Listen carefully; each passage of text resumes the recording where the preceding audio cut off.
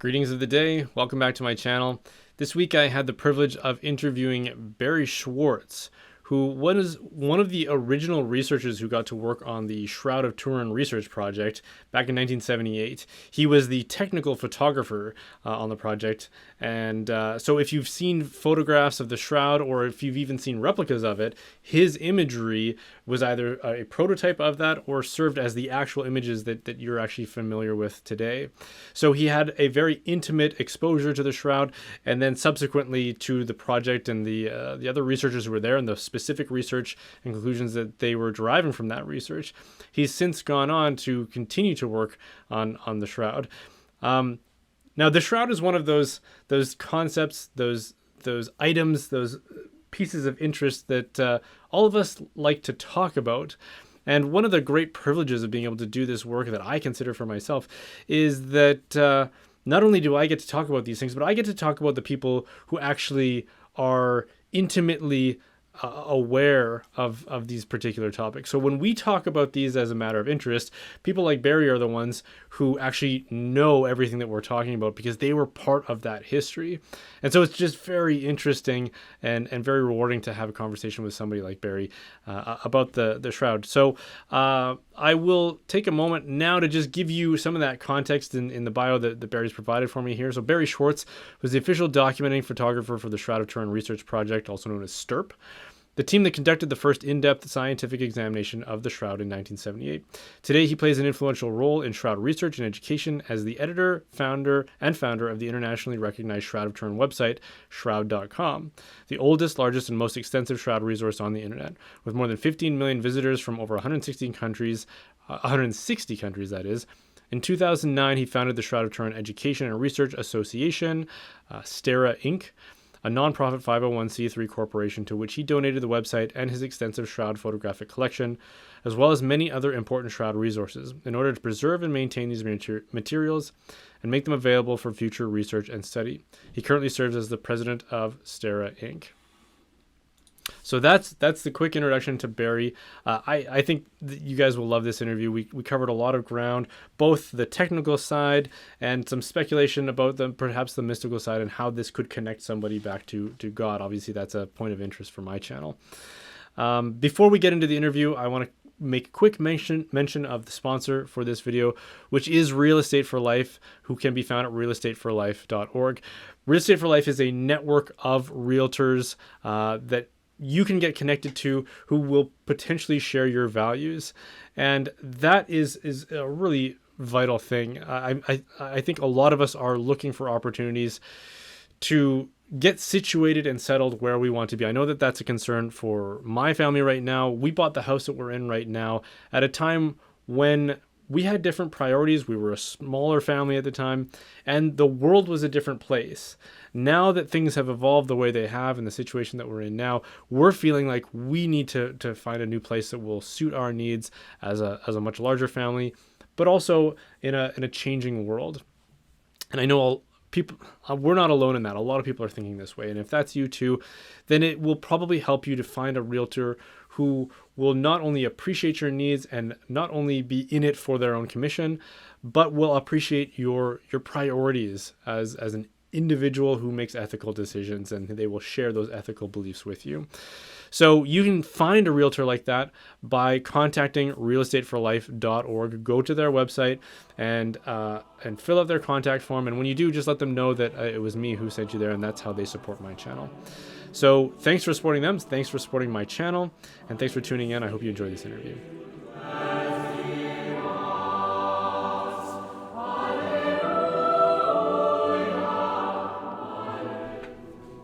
Okay, well, Barry, thank you so much for taking the time to do this interview and tell us all about your research and your time working on the Shroud.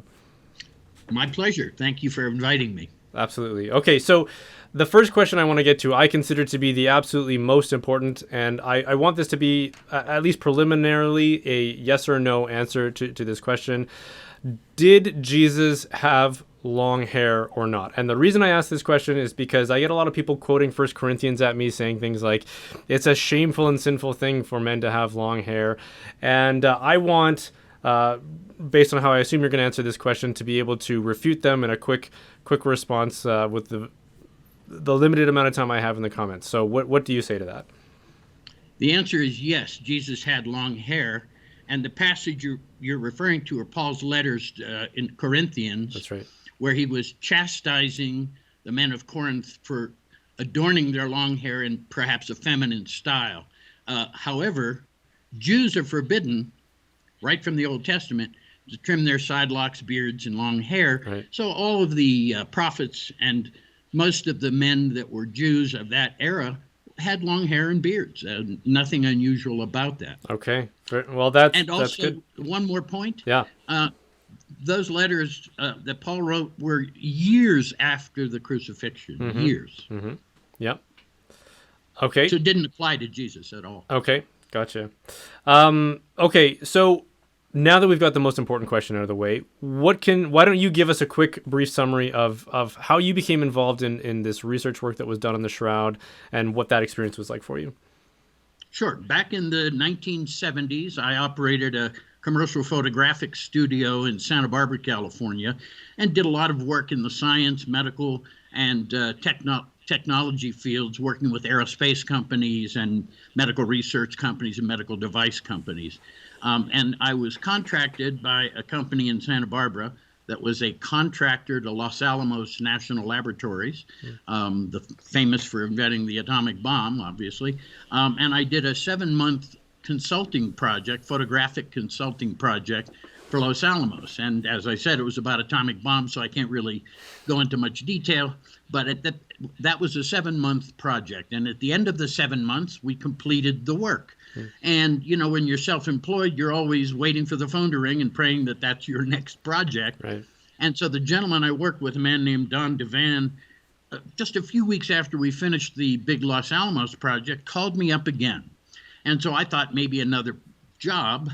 And he said, well, not exactly. He said, what do you know about the Shroud of Turin? And I laughed. And I said, but Don, I'm Jewish. And Don laughed and he said, so am I, remember? And Don was one of the other Jewish members of the team. Okay. Don was an imaging scientist. And he told me that several researchers, including himself, had taken a photograph of the Shroud of Turin, put it into a device that they had at Sandia Labs, a sister lab to Los Alamos, and that device took an image input with a black and white video camera and displayed it on a green screen monitor and took the lights and darks of the image itself and stretched it into vertical 3D space. Now, a normal photograph yields a jumbled mass of shapes, but nothing coherent.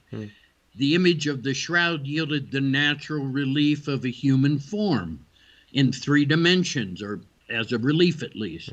And that is a unique property that can't be duplicated photographically or artistically.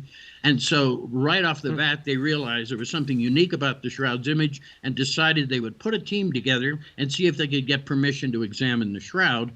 And so they wanted a photographer. I had just finished working with DeVan. So he said, would you like to be involved with this? And my answer was no. I didn't feel appropriate. It was appropriate for me to get involved in something that I perceived initially as a Christian project. But Don assured me that this was not about religion. This was about determining how that image was formed. That was the sole purpose of that examination. Not to prove it was Jesus, not to prove the resurrection or any of those things, but simply to determine how is this image formed? What is it comprised of?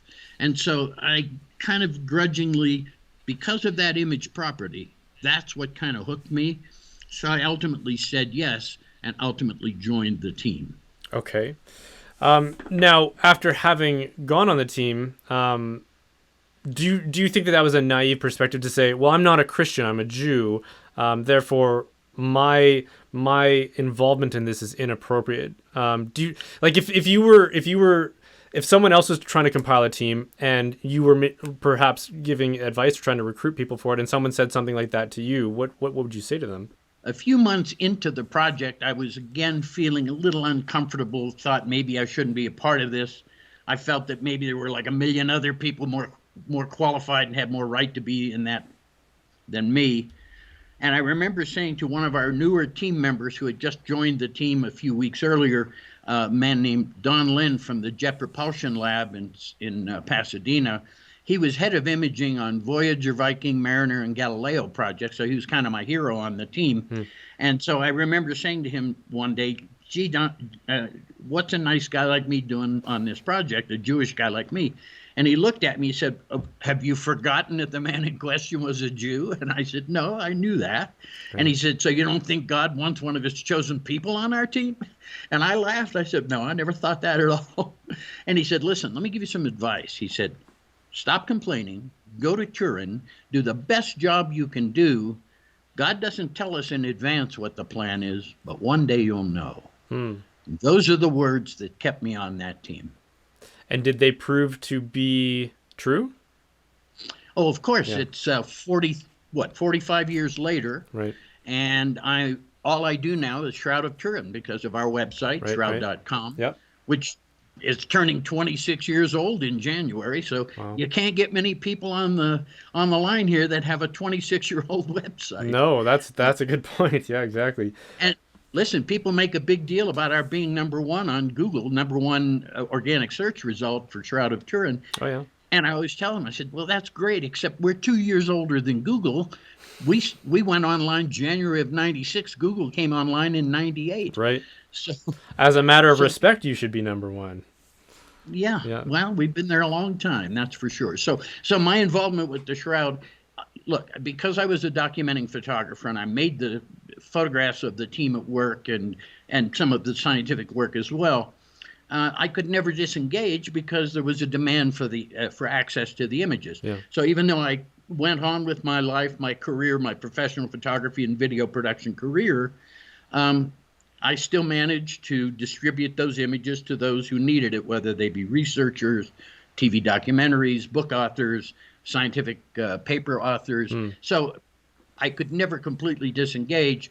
But it wasn't until 1995, 17 years after we finished our work in Turin, that the scientific evidence was so overwhelming that I finally became convinced that the Shroud of Turin has to be exactly what it's purported to be, and I don't have a problem with that. I mean, considering the importance of that man on this planet, more powerful today than when he was even alive. Sure. It makes sense that something of this importance, something that wrapped his body, would be preserved. I don't have any problem with the thought that they secreted away. Remember, they couldn't come out of the tomb and go, look what we found, because there were iconoclasts that would have destroyed it, and perhaps them as well. True. So they had to keep it hidden. Okay. But we know it was there. It was mentioned in the gospel. All right. So you're jumping ahead here a little bit and sharing with us a little bit about what your thoughts are on it and the authenticity of it. But let me back it up here for a second, because the few times that the Shroud of Turin has appeared in conversations that I've had with other people, and I want to this is true of even my Catholic friends, but I especially want to emphasize for my non-Catholic friends and family that I've had conversations with about, is that their attitude, and I want to try to summarize what might be the popular attitude about the Shroud, which is something like, it's clearly a medieval forgery. I mean, we've heard about the carbon dating evidence that puts it somewhere within the High Middle Ages or maybe a little bit earlier than that. We've all seen videos of people on YouTube or something like that showing us how it could easily be forged and recreated. And this arose in the documented history at a time when there was sort of a marketplace for relics that were coming back from crusaders and people who had visited the Holy Land and were making a fortune off of this kind of stuff. So isn't it obvious that this is at least more likely to be a medieval forgery than the real thing? Absolutely not. Okay. Absolutely not. Okay. And look, remember, I don't have a horse in the race from an emotional standpoint. I have no emotional attachment to Jesus other than I would for any other human being that was tortured to death in a horrible manner. Yeah. But absolutely not. First of all, the radiocarbon dating, and I don't want to get into a long lecture on that, there are now 6 papers published in equally highly regarded peer-reviewed scientific journals proving, I'm not going to use that word very often, but proving that the sample site chosen for radiocarbon dating of the Shroud was completely anomalous. There were repairs in that area. New material had been sewn in. We now have evidence that came out. It took 27 years before the researchers who did the carbon dating would release their raw data. And the only reason they released it was a French researcher who also happens to be a law student went to England and used the Freedom of Information Act to get the British Museum, that was the caretaker of all the radiocarbon dating stuff and had been the overseer of the radiocarbon dating project, to finally get them to release the raw data. And once the raw data was released, we found that the strip that was cut for the sampling of the radiocarbon dating of the shroud had one date at one end and a dramatically different date hundreds and hundreds and hundreds of years later at the other end of that strip. So there's not one spot on that strip that can be used to date anywhere else on that cloth. If that strip had been consistent, then we could then say that radiocarbon date was 100% accurate.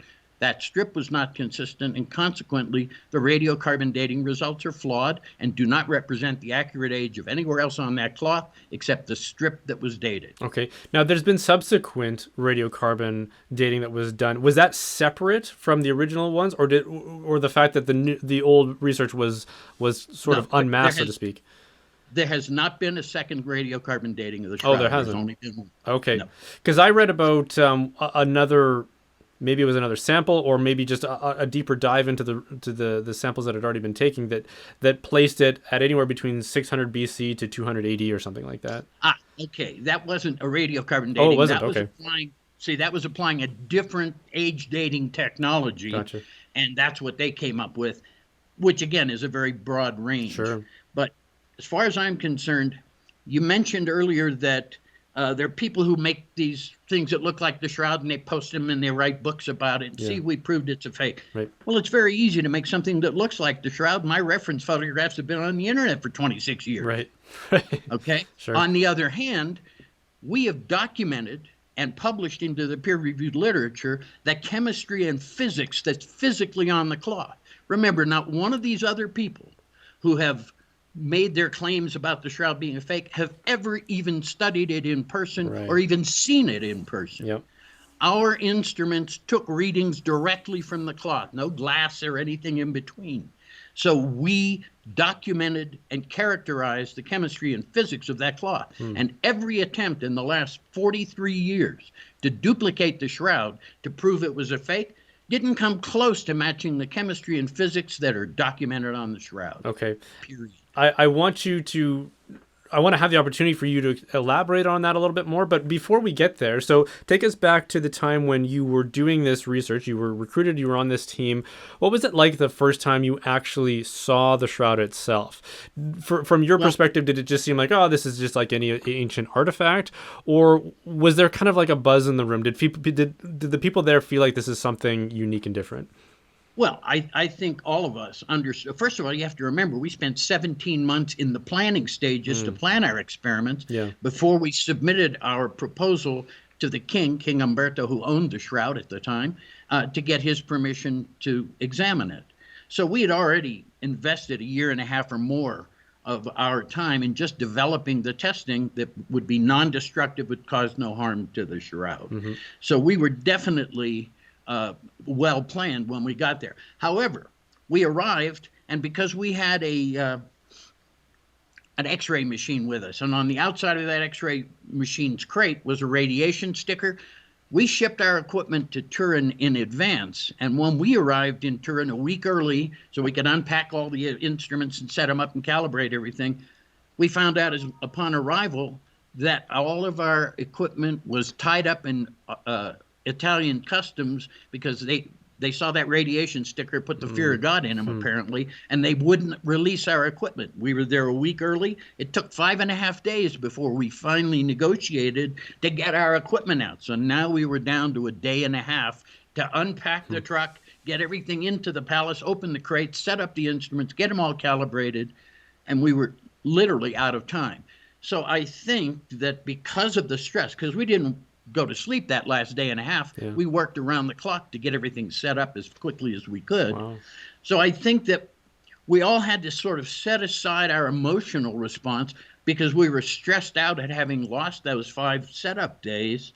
And I think everybody sort of set it aside so that we could get started. Now, during that process, once we got started, I'm sure that there were members of the team that felt very emotional about being in the presence of something that to them would have been very sacred, and I understand that. But that was just a small part of the team. Many of the people on the team were not Christians. Mm-hmm. Some were probably atheists or agnostics. Mm-hmm. And I don't know the religious affiliations of all the team members because that was not a criteria for membership. Sure.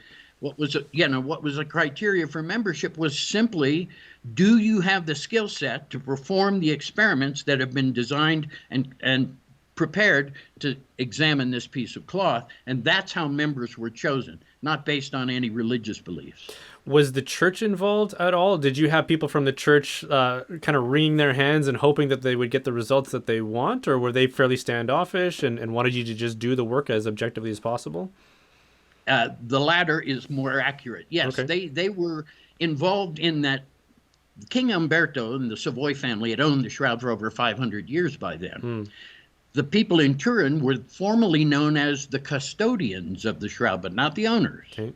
The church had nothing to do with giving us permission. It was King Umberto who said yes.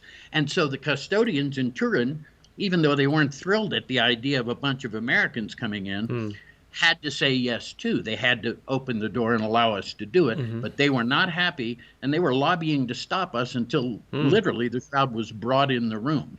Had it been up to the church, I doubt we would have gotten permission. Okay. What do you think they were afraid of? Were they afraid that maybe you would say that it wasn't authentic, or were they afraid of it being damaged, do you think? I don't think they were really afraid of anything. I think they just didn't like it. Maybe it was a political issue. Okay. Maybe it was the fact that it was a bunch of Americans coming. Yeah.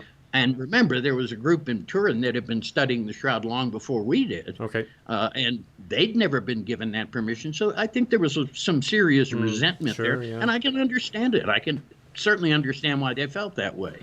But basically, we were given that permission.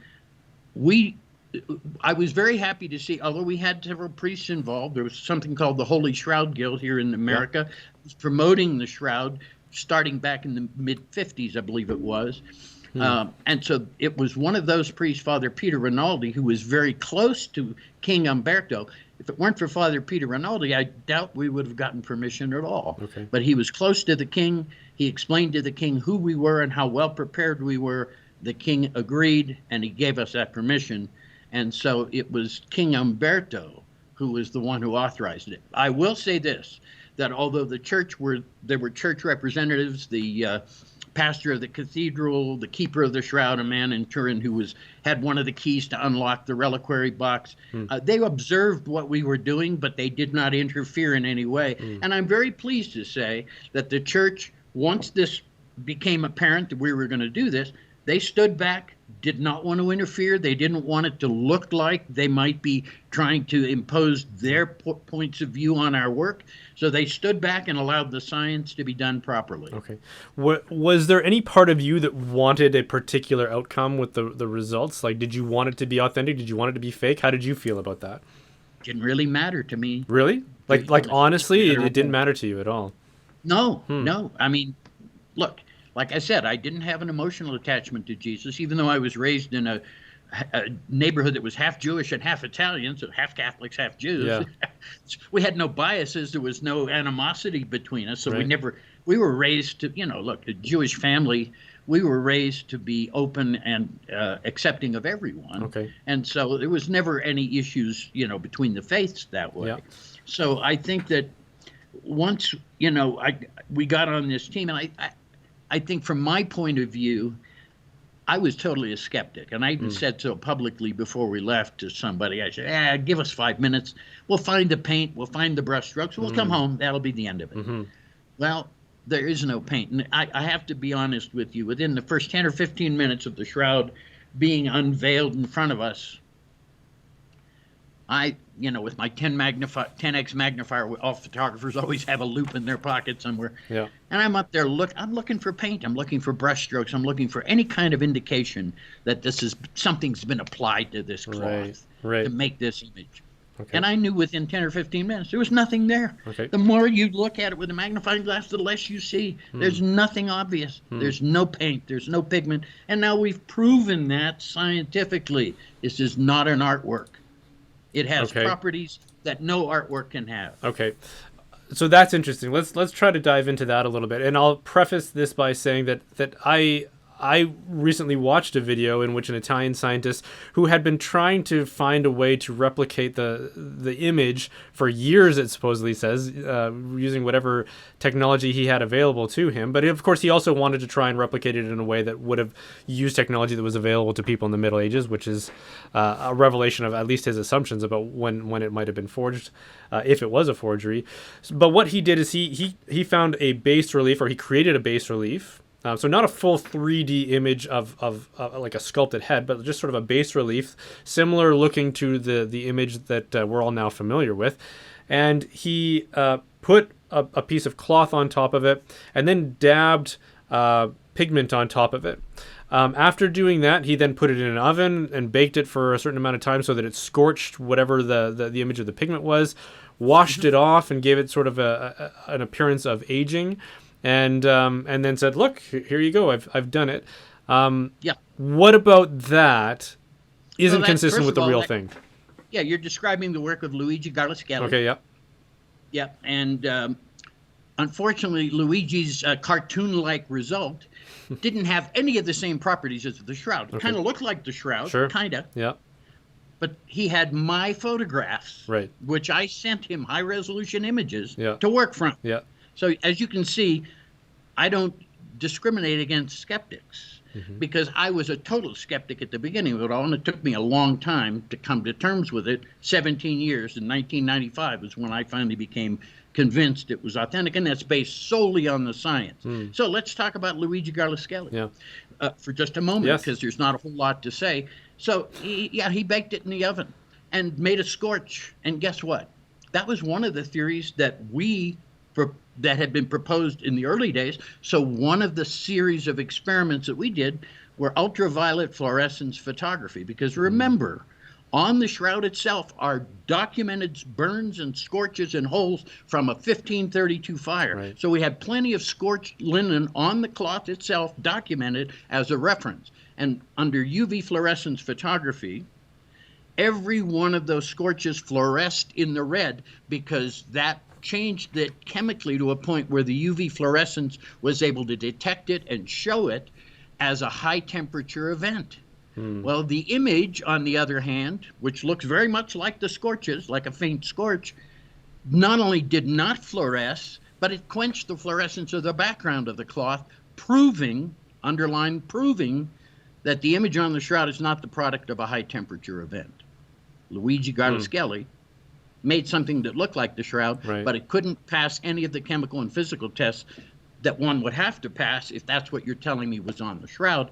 We've documented that. That's proven. Okay. So Galliskelli made something that looked kind of cool, made for good TV. He's been in a few documentaries now and probably wrote a book or two. But guess what, folks? Not even close to what's on that cloth. So what were some of the other theories that you explored then that ruled out the possibility that it was a forgery? Okay, paint right off the bat. Yeah. We had with us the spectral characteristics of every paint and pigment known to man from medieval to modern times. Okay. So when we did our spectral analysis, had we determined or found any of that pigment, we'd have been able to recognize it and identify it immediately. Zero was found anywhere on that cloth. Okay. There were a few particulates of pigment, and that were on the cloth, but they were randomly scattered across the entire cloth, not more so in an image than in a non-image area, and they were so minimal in quantity that if you scraped it all together, you'd still need a microscope to see it. That's how little pigment was on that cloth.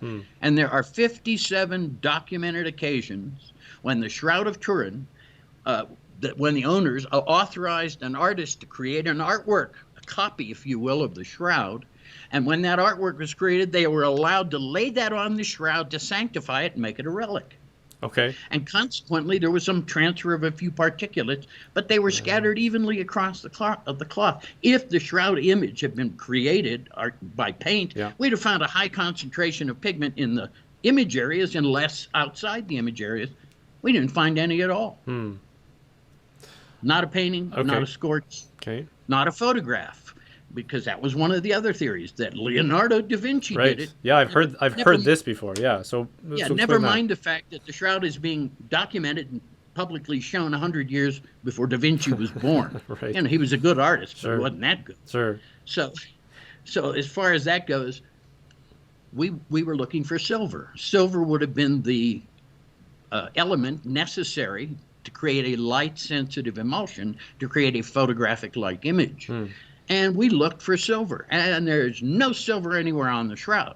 Now, one of the skeptics out there, a gentleman named Nicholas Allen, he's created an image photographically beautifully done. I give him a lot of credit for that, but it has none of the properties of the Shroud and all the properties of a photograph, which the Shroud doesn't have, Right. including a very distinct and sharp outline. We don't have any outline of the Shroud. The Shroud image just fades into the background. It just gradually fades out. There's no distinct edges the way an artist would create an image, or the way a photographic, properly focused photo would give you a sharp image. Nicholas Allen was brilliant enough, but there's some real problems with his theory. First of all, he said they soaked the entire cloth in silver, in a silver solution. Yeah. That means it would have soaked into the cloth, penetrated into the cloth, and there would have been silver everywhere, Right. but more so in the image areas, because it's the silver that creates the image in the photo process. Okay. So none of that was existent. Nicholas Allen, in his theory, also said that it would have taken 4 days for the exposure to be done because of the slowness of the emulsion of silver that he created. You know what happens if you hang a body in the sun for 4 days? It may start looking like a body at the beginning, but at the end of 4 days, it's going to be a puddle on the ground. Right. So there's no way that that image was created photographically, because there's no silver anywhere on the Shroud, none. Okay. And would have been permeated with silver had Nicholas Allen's process been actually used to create the image. Okay. So we've eliminated that as well.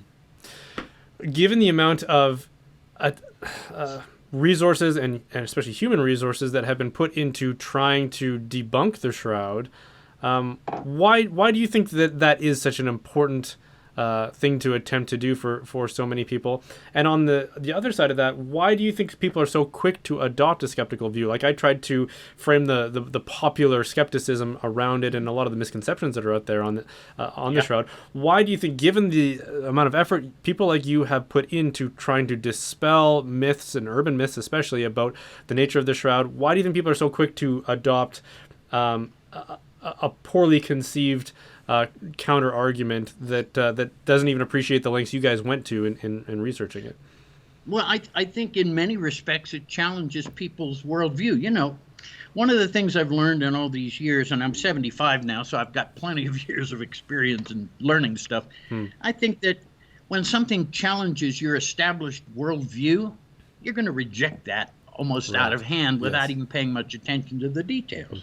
I don't know why that is. Perhaps that's just human nature. I know a lot of people reject it, and I think they're fearful of it because, hey, if this is the real thing, then all of a sudden everything that I've believed all my life is now changed. Well, people don't want that. They want to stay comfortable in whatever their beliefs are at that moment in time and not really willing to do much changing. Look, put yourself in my shoes. Here I am, a Jewish guy involved with something that I felt, not real comfortable with. And I was totally skeptical. Being an imaging guy, I looked at that image. But there's a property of that image. That's what kept me hooked. And that's what, to this day, Garlis Kelly didn't incorporate into his work, nor have any of the other skeptics, including Nicholas Allen, been able to incorporate into their results that matches what's on the Shroud. And if you're telling me this is how it was done, then it has to match the chemistry and physics all the way down the list. And it doesn't. Nobody's even come close to matching what's actually on the Shroud. And look, people have said, well, there were a bunch of religious fanatics on your team. Well, if there were, I didn't know who they were. And I'll point this out to you. We were using scientific instruments. And if I point an instrument at a piece of cloth and I pull the trigger, that instrument doesn't care if I'm a Christian or a Jew or a Republican or a Democrat or an independent or anything. Sure. The data is collected. Now, where do we get into potential problem is the interpretation of the data. That's why science is so important, because we publish the data, which means if you disagree with the conclusions that our team came up with based on our direct examination of that cloth, you can go to the literature, you can see the data, and you can draw your own conclusion. That's called science. Okay. And that's why, to this day, when people tell me, well, I want to study the Shroud, I said, then begin with the work of the STERP team. It's the only science published in the literature based on direct examination of that cloth. Okay. So when you have these kinds of conversations, you go around, you teach, you give these kinds of talks, and certainly your own experience and your history of working with it.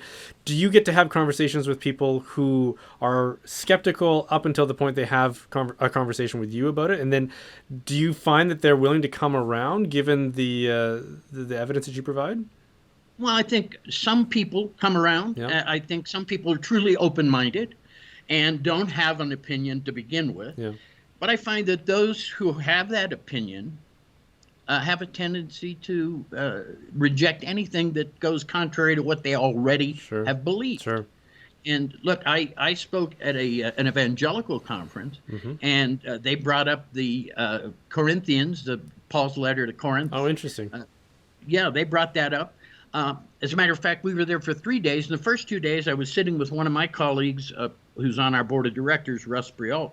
And we were sitting at a table with some Shroud stuff and just answering questions, not selling stuff or anything, but just responding. And people kept coming up, evangelicals kept coming up and telling us why the Shroud was a fake. And I was making notes on an envelope, believe it or not, because I was to speak on the third day. And the first thing I did was I got up and, having compiled my little list of 5 things, hat tip to Dave Letterman, I said, here's the top 5 reasons why you've given me why the Shroud is a fake, and I'm going to dispel all 5 of them. One of them was the long hair that we talked about. The other was the fact that, it's a graven image. And I said, wait a minute.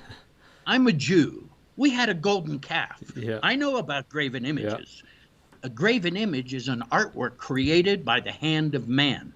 We have proven, underlined again, third time I've used that word, we have proven that the Shroud is not an artwork, not a manufactured relic made by the hand of a man. It cannot be a graven image. The definition of graven image is not accomplished with the Shroud. Okay. Well, we can obviously explore definitions around graven imagery, and as a Catholic, and I'm not sure what your affiliation is or what your conclusions are about certainly theology and faith traditions, but yes, I can understand why evangelicals would have concerns about the fact of an image, let alone what the image portrays itself. Of course. Hey, remember, Jews and Muslims to this day forbid images, okay? So it's not something that would have been common amongst the Jewish folks. Sure. And maybe that's why it disappeared for a couple of 150 years after the tomb was opened and the body was gone and the cloth was there. It was hidden away because of fear that it would be destroyed by iconoclasts. Okay. Now, what do you know about the history then? Because obviously it did disappear for a long time. And if I'm a skeptic, I'm going to look at the fact that it suddenly reemerges in Europe at a time, again, when relics are getting circulated.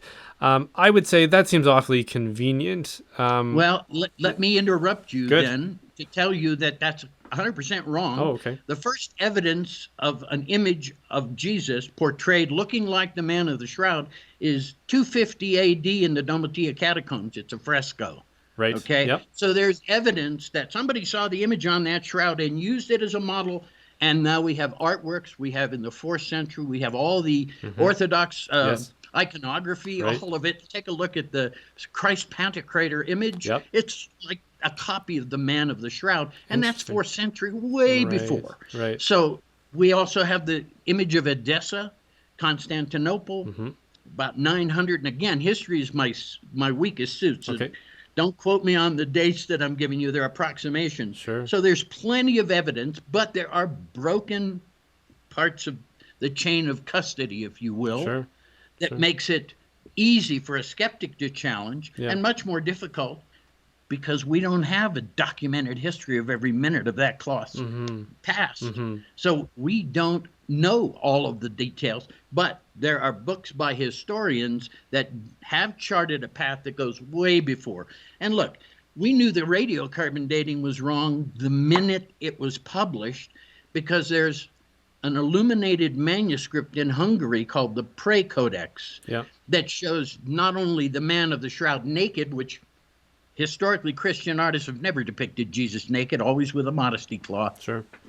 But this artist in this illuminated manuscript not only depicts Jesus naked with his arms crossed the way they are of the man of the shroud, he tried to simulate the herringbone weave, and on the shroud are a series of L-shaped burn holes, and he incorporated that into his artwork as well. And that's dated 1190. That's 70 years earlier than the earliest date given by the carbon dating guys. There's already evidence that they were wrong. Yeah. Assuming that it's authentic, then, what do you make of the fact that it was actually preserved? It's exchanged hands so many times. This very unlikely artifact, even in the New Testament records around the resurrection and the way that Jesus' tomb was discovered, there's nothing in those records where it says, "Oh, and Mary made sure to grab the shroud in case this was going to be worth something someday." Like, what do you think the likelihood is that this would actually be preserved so that people in the 21st century would be able to talk about it and look at it even? Well, there's a couple of reasons why I think. First of all, in the Gospels, when the tomb is open, and who is it? Peter and John that go in? Yes. Am I right? Yep. And what does it say? They saw and they believed. What did they see? What did they see? Okay, now let's go back and answer the next question. And now I'm going to quote my Jewish mother. How's that? Okay. That ought to be a surprise for you. So back about 7, 8, 10 years ago, I was going back to Pittsburgh for a high school reunion, and my Catholic friends that were my classmates said, "Look, while you're here, why don't you give a shroud talk?" They arranged it with the Archdiocese of Pittsburgh. They gave me a venue. They put me in the bulletins, put me on the radio, and I had a talk, and my mother and brother and my cousins and, the whole family came to get to see Barry talk. And we're driving home afterwards. Now, my mother was an immigrant, came from Poland as a child. I was first generation born here. So she was sort of from the old country, if you will. Yep. And we were driving home from that event, which was very successful. And my mother was absolutely silent. Now, when a Jewish mother is silent, be afraid. That's not a good thing. Okay. And I finally turned to her and I said to her, "Okay, what do you think?" And she looked at me and she said something that at the time she said it, I didn't realize what a brilliant observation it was, but I'm going to tell you what she said. She said, "Of course, it's authentic." And I was shocked. I said, "Why do you say that?" And she said, "Barry, they wouldn't have kept it for 2,000 years if it had belonged to anyone else. It wouldn't have mattered."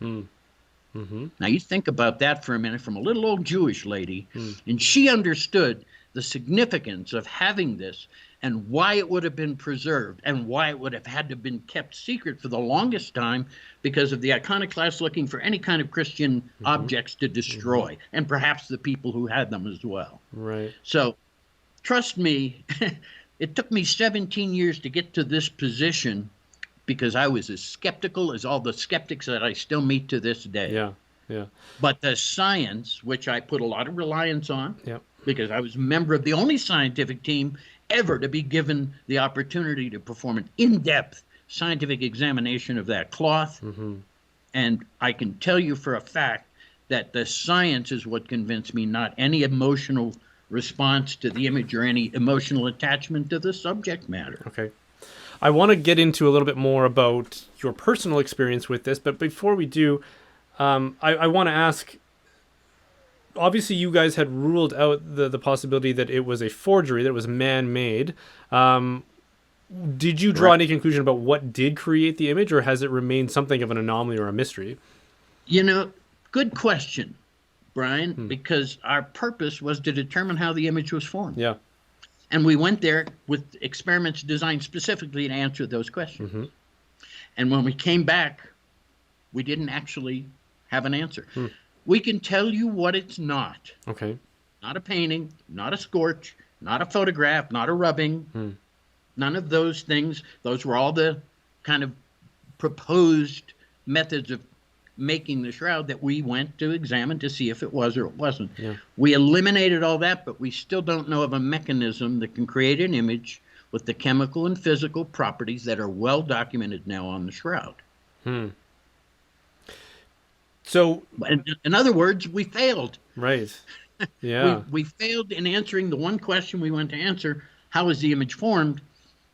So, but we have eliminated most of the proposed skeptical ideas because the science doesn't confirm those things. It denies those things. Are there any reasonable theories then about what could have created the image that haven't been confirmed, maybe? Yes. Okay. There's a couple of theories. One of them by Raymond Rogers, who was the lead chemist on our team from Los Alamos National Laboratory. He believes it was a chemical reaction caused by the escaping from the body, which happens after death, of amines from the body that start as ammonia gas, usually from the nose and mouth, and as the body begins to decompose, then comes out through all the pores of your body. Okay. There are no signs of decomposition on the shroud, but the man was in the shroud only about 36 hours, Friday evening, Sunday morning, somewhere in that time period, the body's gone. Okay, we don't know. I don't debate where it went. The body's gone. The cloth remains. And so he wasn't in there. You know, people always say he was in the tomb for 3 days. Well, that's 3 days on the Jewish calendar. He was placed in the tomb before sundown on Friday, so it counts as Friday. Saturday and Sunday morning, they opened the tomb, gone. So he was only there about 36 hours, not enough time for the products of decomposition to begin to come out and soak into the cloth. We found none of that. But then it says in the prophecies in the Old Testament that when the Messiah comes, he would not be corrupted, meaning he wouldn't be decayed. Right. So, you know, you can look at that, but do we have an answer? No, we don't really know. And many Christians, of course, believe that this is the result of the resurrection. Sure. And I always tell everybody, you know, that may well be the case. That's possible. Resurrection isn't a Christian idea, it's right out of the Old Testament. Sure. Okay, so resurrection, is that a possibility? Yes, it is, but not one that science can test, because the scientific method says you can't use an unknown to prove another unknown. Well, if the mechanism of resurrection is unknown and the image formation mechanism of the shroud is unknown, you can't use one to prove the other. Does that mean that people don't believe that maybe the resurrection made the image? Of course, there are many people who believe that, and I have to point out that the man on the shroud, according to the forensic experts, the man on the shroud's dead. That's what they said. He's dead. Okay? So, if this has got anything to do with the resurrection, it's got to be a pre-resurrection image, not a post-resurrection image, or he'd be alive. So, you know, when you start looking into these things, thinking about them in detail, what we have here is a mystery. There is a potential scientific explanation, the one that Rogers proposed, that's published out there. You can find it on shroud.com, obviously. But then as far as the faith aspect of it, my answer is this. You know, everybody looks at the shroud to give us answers. And maybe the shroud isn't there to answer our questions, but to make us ask the questions in the first place. It forced me to confront my own faith. And, you know, much to the chagrin of my evangelical and Catholic friends, I'm still Jewish and not Messianic. But that's okay. I get evangelized all the time. And look, I consider that an expression of love. So I'm not offended when I'm evangelized, and I understand why people do it. And I accept that that's part of what I will contend with as being who I am and what I talk about.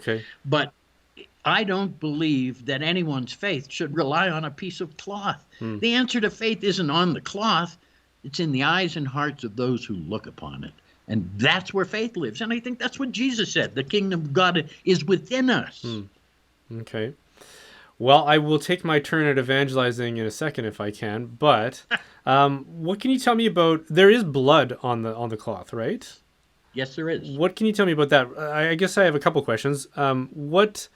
First of all, what type of blood is it? Because that's something that Catholics have taken a lot of interest in because of Eucharistic miracles. I'm not sure if you are familiar with those, but... of course I am. Okay, yeah, so there's a lot of documentation around... I've actually seen some of them. Okay, interesting. And then the other question would be, I believe that the blood, from the images I've seen, is red on the shroud itself. Now, speaking of decomposition... Is that common for blood to be red over time? No? Okay. So what accounts for that then? Well, listen, that was the last question that remained unanswered that kept me from accepting the shroud as authentic, because the blood was still reddish in color, and old blood turns black or brown. Right. And it does so often within just hours, let alone centuries or millennia. And so when Vern Miller, who was the chief scientific photographer on our team, he and I stood over the shroud when it was first unveiled, and we were looking at the blood stains, and we looked at each other, and Vern nodded his head, and he went, because he had much more forensic experience at that point than I did. Yeah. And he said, old blood's supposed to be brown or black. So that was a question mark. And it took 17 years for me to get the answer. Okay. And it came from the blood chemist who was on our team, Dr. Alan Adler, the other Jewish guy on our team, by the way. Okay. And I was on the phone with Al, who was always an amazing guy to be on the phone with. Yeah. And I told him, I said, look, nobody's explained the red blood to me. And he kind of chastised me. He said, well, didn't you read my paper? And, well, that was 17 years ago, Al. Yeah. And you're a chemist and I'm a photographer, so I might have read your paper and not even understood it for all that I know. And he said, well, look, if you look at that, you'll see that when he did the blood chemistry on the blood of the shroud, he found a high quantity of bilirubin. Bilirubin is a compound made, I believe, in the liver, typically when people are under duress or stress, tortured, something like that. Bilirubin is released into the bloodstream. Mm-hmm. It acts as a hemolytic agent, breaks down the cell walls of the red blood cells, releasing the hemoglobin, and that remains red forever. That's what Adler told me over the phone in 1995. And coming from Al, who was our resident blood chemist and who did the work proving it was blood, that was the last piece of the puzzle for me. Now, interestingly enough, in just the last couple of years, another blood chemist and DNA expert who happens to also be on our board of directors, Kelly Kearse, he did a series of experiments to test if what Adler told me could be repeated accurately. I hope this didn't involve torturing anybody. No, it didn't involve torturing anybody, but using blood and chemically doing whatever they had to do. Yep. And that paper's on Shroud.com. He did not get that result. So, did what Adler told me, was that incorrect? Yeah. Don't know. I'm not a blood chemist. Yeah. But according to the work of Kelly Kearse, it doesn't support what Adler told me. Now, does it really make a difference from my personal perspective? Well, no, because that was what brought me over the threshold. And just a month or so later, I got a phone call from a friend who said, hey, that shroud thing you're involved with, well, it turns out it's just a photo by Leonardo da Vinci. Right. And first I'd ever heard that, so I thought it was a joke. Okay. I said, are you serious? And he goes, yeah. I said, where are you getting that? And he said, oh, well, my wife and I were checking out at the grocery store. Okay. And they saw it on a tabloid. Oh, wow. And I had an epiphany at that moment. I realized I had access to all this data, but I was on the inside. I was an insider. Right. The public didn't have access to it. Mm-hmm. Who read peer-reviewed journals back then? This was just when the internet was getting started and before all the journals went online. You needed to go to a research library just to find these journals. And so I got the idea while I was on the phone with this guy, and I wrote 4 words on the manila folder that was on my desk. Consider building a website. That's the moment that I believe God reached down, smacked me upside the head, and said, now here's the real job. So I don't think I was on that team just to make some photographs. Sure. Yeah. I was on that team as the documenting photographer. I became the archivist of the team. And 20 years later, when I built Shroud.com and put it online, I began to make available to everyone, give everyone free access to the peer-reviewed science because it was not being properly reported in the media. And look, I was part of the media, and I can complain about them all that I want. Yeah. They were not reporting honestly what we found. They were making up stuff about us that we were a bunch of Christian religious fanatics. Listen, that's the first. These are the guys who build atomic bombs and weapons. They're not a bunch of religious fanatics. There were certainly some Christians, devout Christians on our team, but the majority were just the opposite of that. And so all of these things are made up, I think, because people reject something that challenges their worldview. I mean, imagine someone who's believed all their life one way, and suddenly we bring this evidence out that changes that, they're not going to be real receptive to that. Nobody wants to change, especially something at that level, so dramatic. Yeah. Okay. So obviously this was a life-changing project that you were involved with professionally. What about the personal dimension of this? So you had some kind of a reversion to your faith as a result of this, because you said you were a skeptic, and you've obviously taken more interest, and you've referred to God kind of reaching down and there being a providential element to all of this. So what can you tell us about that? Yeah, basically, when I was 13, I had my bar mitzvah. Okay. Because my grandparents lived with us. They were all from the old country, from Poland. So obviously was bound and committed to having that. Yeah. But by that age, I'd already seen the hypocrisy in my own faith and in others. Yeah. I was not a big fan of religion. And the day after my bar mitzvah, I walked away and never looked back, and God was not a part of my life until I was in my 50s. And the shroud thing came up.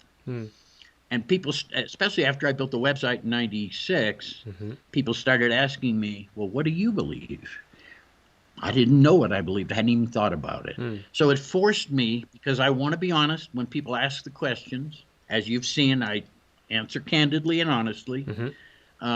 I wanted to give an honest answer, and I didn't know the answer to that question. So it forced me to confront my own beliefs. And look, I've been to a mass at the Holy Sepulchre in Bethlehem and Nazareth.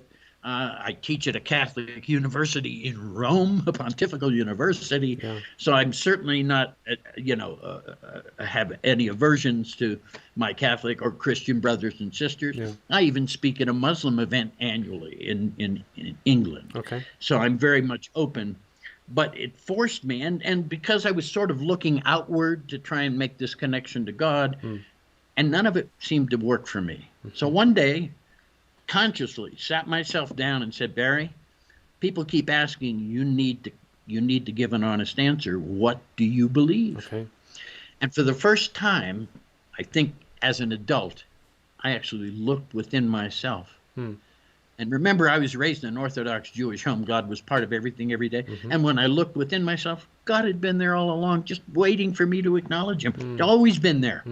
I just didn't acknowledge that. So how many Jews can say it was the Shroud of Turin that brought them back to their faith in God in general? Right. And that's what happened to me. And I'm very pleased to have God back in my life. As a matter of fact, I believe, look, I'm working on a book that tells this story of mine. And the name of the book, This Was Not My Idea. Because, look, I was destined for this. I remember I said no when they first asked me, and yet God said, nah, you're going to be on the team. When my friend Don Lynn told me to stop complaining, go to Turin and do the best job I could, I believe that was God speaking to me through his voice. And so, yes, I have become much more connected to my faith, although I don't practice any particular, rituals, if you will. I'm not a big fan of institutional religions, all of them. I'm talking about all of them. The institutions grow large and old and powerful, and they seem to forget the tenets upon which they were founded sometimes, So I'm not a fan of organized religion. I think it's a problem that it got organized, perhaps.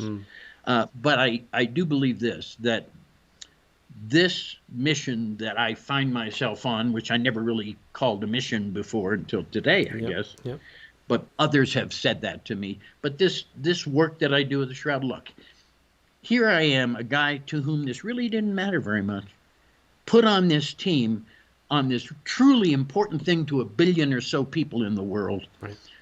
And there were so many others who maybe had more right to be there than me, yet I was put there. Why? And that privilege of being in that room brought with it an obligation. And that website became the fulfillment of that obligation to make this available freely to everyone. No advertising on our website, no pop-ups, none of that. It's free. Everything is there. And that's why we have a nonprofit that supports it, so that people don't have to be burdened with ads when they're perhaps visiting the website and perhaps for a spiritual experience. Okay. So given the mysterious properties of the shroud itself, given that you believe it to be an authentic artifact, or maybe even a relic if we want to use the religious language around it, conveying the person of Jesus, that this is actually connected to him. He was buried in it. So we believe in the historic authenticity that he was a real person, a Jewish man that lived in that time in Palestine. Right. What do you make of Jesus, given the nature of this relic, and that even modern science, with all the ingenuity we have available to us and all the technology we have available to us, we can't penetrate the mystery of whatever it was about him that created this artifact for us? Well, I think I've said this publicly in the past, that set aside religion for a minute. Sure. Christians, Jews, put all that aside. Just look at this human being for a moment. Look at this man who was so willing to sacrifice himself in such a horrible way for what he believed in.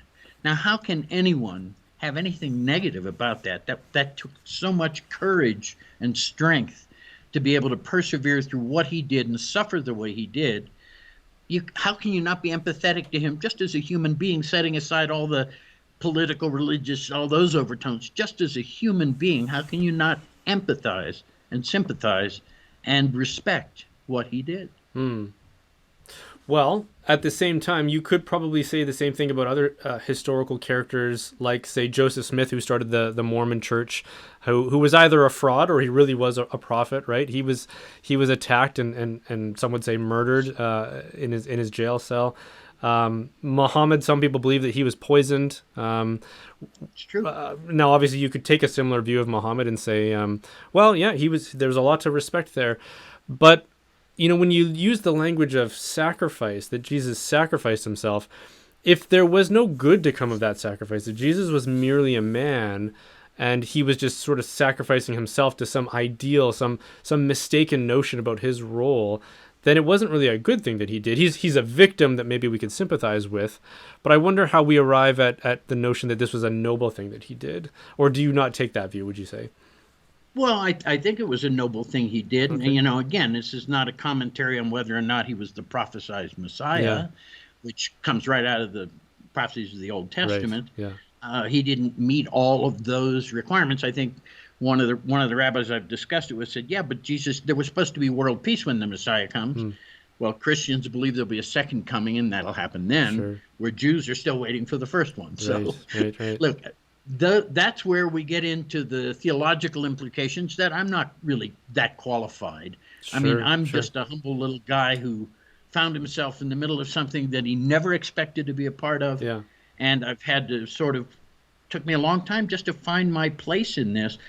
What am I? Who am I? Why am I doing this? Yeah. And the answer is simple. And I say this in my public lectures at the end, because I always start my lectures by saying, before I'm finished, you'll know what a nice Jewish boy like me is doing involved with the most important relic of Christianity. Yeah. And at the end of that, I'll say, isn't it funny how God always seems to pick a Jew to be the messenger, and I'm simply a messenger. Okay. Yeah, well, that's profound, and that's true. Yeah, even well after the time of Jesus, we've had Jewish prophets of all kinds who have arrived on the scene and made big waves. Absolutely. Yeah, I don't perceive myself as in that as a prophet. Yeah. Or anything, Yeah. But basically, my role in all of this isn't to voice my opinion on faith or any of that's not my department. As a matter of fact, perhaps the reason that Shroud.com has become such a great success. Yeah. If you read the opening paragraph, there's a sentence in there that perhaps is the most astute thing I ever wrote in my entire life, and it says, "We believe that given the facts, you have to make up your own mind about this." Okay. One of the things that Christians, and especially Catholics, will emphasize as part of their devotion, so to speak, to God, and part of what makes the person of Jesus so significant and so touching for us, perhaps literally, is that God, who is other, right? God, who is absolutely other, the most other that there can be, and in many respects very remote from us, could appear to us in a way that is the most relatable. A person who shares the properties that I have. He's got eyes, he's got a nose, he's got a mouth, he's got ears. Right. And not only that, he suffers. He can die. He can experience the pain that I experience. That's an incredibly consoling thing for those of us who might otherwise think of God as being somewhat indifferent or like an absentee landlord is the language you will sometimes hear. That's an interesting Yeah. description. Yeah. And so what Catholics often emphasize is to meditate on the face of Jesus, to encounter the man who is also God, and of course that's a Christian doctrine. Of course. And having imagery allows us to do that. Having icons, like you had alluded to the Pantocrator icon, which I believe to be just when I imagine Jesus, that's what I imagine, a really historically accurate version. And so I wonder, Sure. as a person who has spent so much time... But wait, let me interrupt you just to say, where do you think the artist got the model for the Pantocrator? Yeah, and I had never thought of that before, but you've got me wondering about that now. So... compare the two, you'll see. As a person who has spent so much time encountering that face, technically, perhaps personally to some degrees, that it has affected you personally. Have you come away from it feeling like you have a relationship with the man in the cloth these days? Well, I have a connection to God that I didn't know I had. I mean, I always believed it was always there now. I believe that now. Yeah. But all those years that I sort of ignored it and didn't even think about it came from experiences I had when I was young and in my youth. I saw hypocrisy that offended me even as a young lad. Sure. And so I kind of got turned off to religion in general. But at the same time, it ultimately forced me to look within myself and to make a connection that really hadn't been made maybe since I was a child, or maybe hadn't even been made back then. But coming from the background that I came from, with my grandparents living with us, my grandfather following all the rules, that got up every morning, put on the tefillin and the tallis and did morning prayers, lit all the candles, 2 sets of dishes, 2 sets of silverware, followed all the Orthodox Jewish traditions. So God was part of everything all the time. And so it just sort of suffused into my being without it being sort of consciously in my brain. And it really wasn't until all those years later when I sort of went back and looked within myself, this time being open to finding God, I found that he'd been there all along. It was a shock to me. Okay.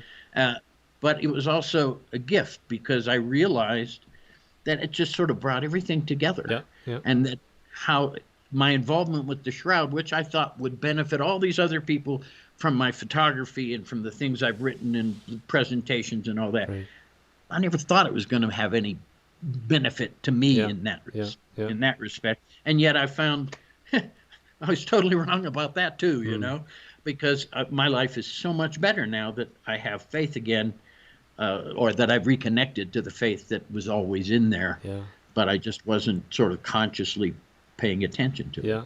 It's interesting to me that the question was, do you have a relationship with the man in the cloth? And for you, that related to a question about, do you have a relationship with God today?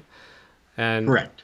And that's an interesting correlation. I don't know if you want to speak to that, or if we should. Well, I think you're making the point. Then you're right about that. That I said God, I didn't say Jesus, because I'm not yet convinced that Jesus was what he proclaimed himself to be. Now, people get upset when they hear that from me, but I'm honest about it. I know what I could say to make everybody happy and love me, but that wouldn't necessarily be honest. You gotta be careful, because there almost is nothing you can say to make everybody happy. Everyone, that's the one thing that Jesus is good at, is that everyone will have an opinion and almost nobody will agree on what that conclusion should be about him. So I regard Jesus as potentially the Messiah. I don't disregard that as a possibility. But I have to be honest and say, well, I'm not 100% convinced.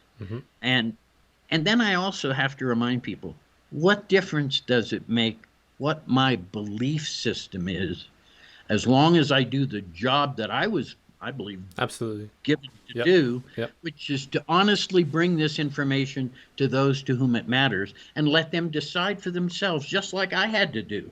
I had to take and look at all this data and make a decision. Do I believe this is the real thing or not? Well, it took a long time and all the science, But ultimately, I got to a point where I believe this is the shroud that wrapped his body. Right. It is not a commentary on whether he was or wasn't the Messiah, or there was or Right. wasn't a resurrection. Yep. Those are things that I leave to the theologians in the world that are far more experienced and qualified than I am to even voice an opinion. I can tell you what I believe. I can share with you my feelings. Yeah. And I'm very grateful that this path that I've been put on brought me to where it did, so that I could bring myself to a better place by opening my heart and finding God there all along. That really had a major positive impact on my life, as you can well imagine.